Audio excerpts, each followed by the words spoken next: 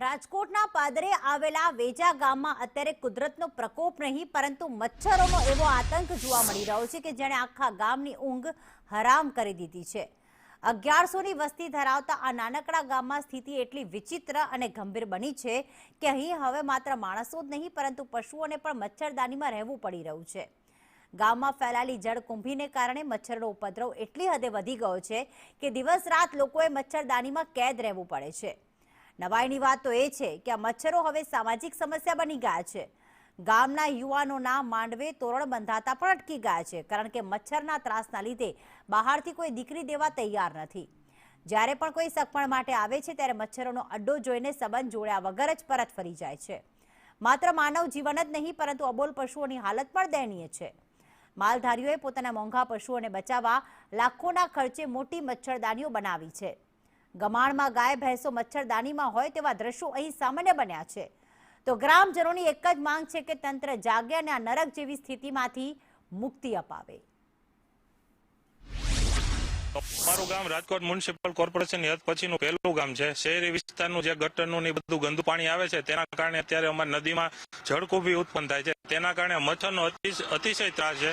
સાંજે તમે સામાન્ય 5 મિનિટ બહાર બેસી ન શકો, સામાન્ય બાઇક લઈને તમે ટ્રાવેલિંગ ન કરી શકો। બાળકો વૃદ્ધોને ખૂબ અસહ્ય ત્રાસ છે। પશુપાલકો પોતાના પ્રાણીઓને બધાને મચ્છરદાનીમાં રાખવા પડે છે એવી પરિસ્થિતિ છે। અને અહીંયા બાજુમાં તે રાજકોટ મ્યુનિસિપલ કોર્પોરેશન દ્વારા અટલ સરોવર અહીંથી આશરે 3 કિલોમીટર દૂર છે। તે બાજુમાં સ્માર્ટ સિટીનો પ્રોજેક્ટ આવેલો છે અને ત્યાં વિદેશી ફોરેન કન્ટ્રીની તર્જ ઉપર રાજકોટને ડેવલપમેન્ટ કરવાનો પ્લાન છે અને એની બાજુમાં જ વસેલા ગામની એવી પરિસ્થિતિ છે કે સામાન્ય લોકો અહીંયા જીવન જીવવું મુશ્કેલ છે।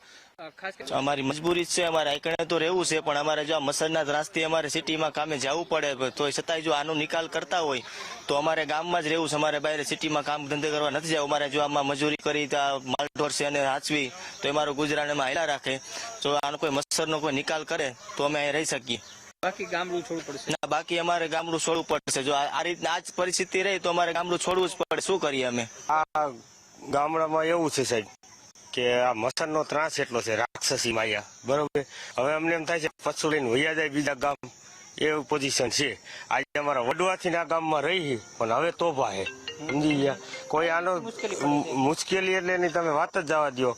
ભેંસું કેટલી વેસી નાખ્યું, આમાં રાખવી ક્યાં, અમારી ક્યાં? પ્રશ્ન પણ ઉભા થાય, મહેમાન આવે। હા, મહેમાન કોઈ વસ્તુ આવતા નથી। 5 વાગે એટલે ઘર ભેગા થઈ જાય। મહેમાન કોઈ અમારા ગામમાં રોકાવા માંગતા નથી।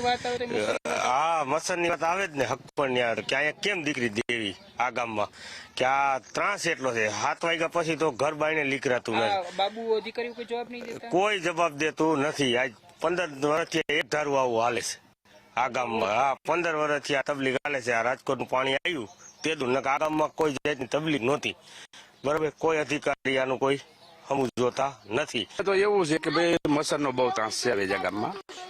સિટીની બાજુમાં પેલું ગામ છે રાજકોટ તાલુકાનું, પણ કોઈ અધિકારી કઈ જવાબ લેતા નથી, કાંઈ નહીં। આમને અમે પીડાઈ જ છીએ। આ મચ્છરદાની બહુ મોટી મોટી બાંધી? મચ્છરદાની બાંધવાનું કારણ એ છે કે ભાઈ અમારે અહીંયા પશુ વધારે, અમારું ગુજરાન બધેનું એમાં હાલે, માલધારીનું અમારું એનું બધું, પણ મચ્છરને લઈને એને મચ્છરદાનીમાં પૂરવા પડે છે।